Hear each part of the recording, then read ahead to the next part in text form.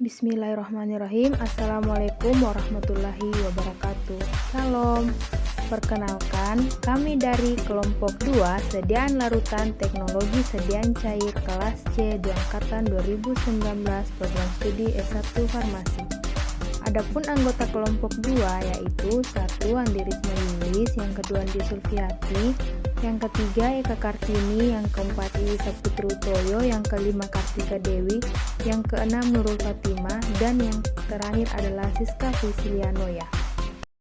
Definisi: larutan adalah sediaan cair yang mengandung satu atau lebih zat kimia terlarut, misal terdispersi secara molekuler dalam pelarut yang paling sederhana.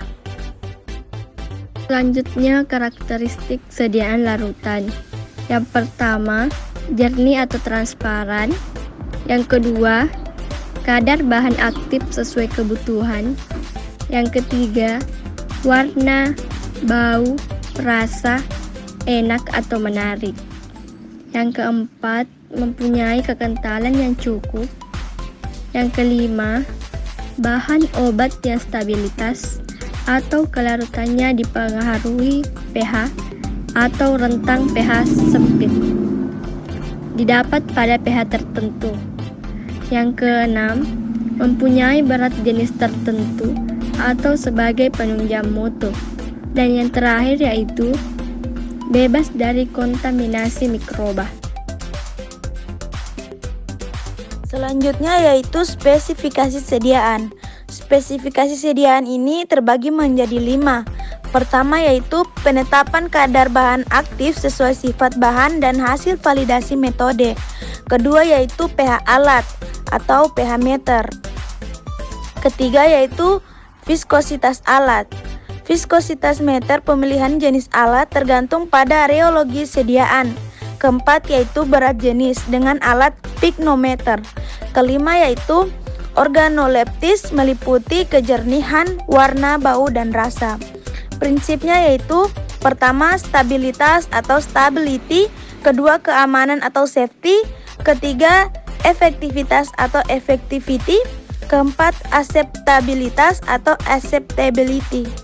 Excipient adalah bahan selain zat aktif yang ditambahkan dalam formulasi suatu sediaan farmasi dan memiliki berbagai tujuan dan fungsinya masing-masing, serta bersifat inert dan tidak memiliki aktivitas farmakologi.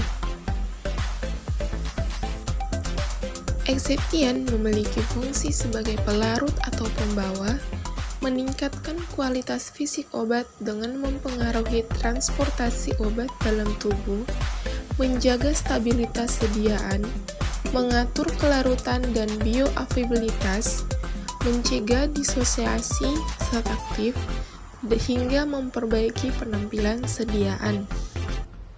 Beberapa excipient atau zat tambahan yang digunakan dalam sediaan cair, diantaranya pelarut, flavoring agent, zat pewarna, pengawet, dan pemanis atau sweetening agent.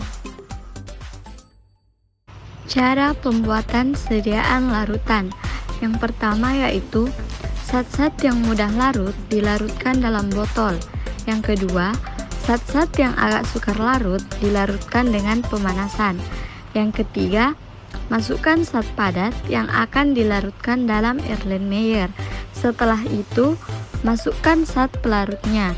Dipanasi di atas tanas air atau api bebas dengan digoyang-goyangkan sampai larut. Zat padat yang hendak dilarutkan dimasukkan ke dalam Erlenmeyer dulu, guna mencegah jangan sampai ada yang lengket pada Erlenmeyer. Pemanasan dilakukan dengan api bebas sambil digoyang-goyang untuk menjaga pemanasan kelewat setempat. Yang keempat, untuk zat yang akan terbentuk hidrat, maka air dimasukkan dulu dalam Erlenmeyer agar tidak terbentuk senyawa hidrat yang lebih lambat larutnya. Yang kelima, untuk zat yang meleleh dalam air panas dan merupakan tetes besar dalam dasar Erlenmeyer, atau botol, maka perlu dalam melarutkan digoyang-goyangkan atau dikocok untuk mempercepat larutnya zat tersebut.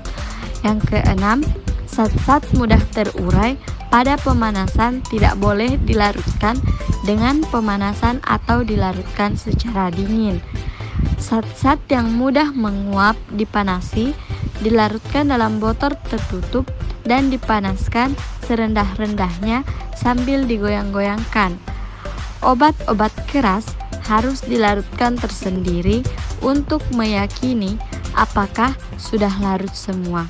Dapat dilakukan dalam tabung reaksi lalu dibelas kembali. Yang terakhir yaitu perlu diperhatikan bahwa pemanasan hanya diperlukan untuk mempercepat larutnya suatu zat, tidak untuk menambah kelarutan, sebab bila keadaan dinoin maka akan terjadi endapan.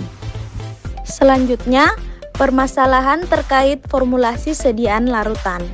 Nah, beberapa masalah yang mungkin ditemui dalam formulasi sediaan larutan adalah: pertama, kelarutan zat aktif rendah, di mana dilakukan solubilisasi untuk meningkatkan kelarutan zat aktif dalam pembawa. Kedua, stabilitas kimia dan biologi zat aktif dalam pelarut, di mana ditambahkan antioksidan atau pengawet. Ketiga, antaraksi obat eksipien, di mana dipilih eksipien dengan antaraksi minimal. Keempat, stabilitas eksipien dalam kondisi yang sesuai untuk zat aktif, di mana pemilihan eksipien yang sesuai dengan kondisi akhir sediaan. Contoh sediaan larutan. Adapun contoh sediaan larutan yaitu 1. Larutan untuk mata. 2. Larutan untuk telinga. 3. Larutan untuk hidung. 4. Larutan untuk mulut. 5. Larutan parenteral. 6. Larutan untuk rektal. 7. Larutan untuk vagina. 8. Larutan topikal epitema. Itulah tadi hasil diskusi dari kelompok 2. Semoga apa yang kita sampaikan dapat bermanfaat bagi kita semua. Lebih dan kurangnya mohon dimaafkan. Wabillahi taufiq wal hidayah. Assalamualaikum warahmatullahi wabarakatuh.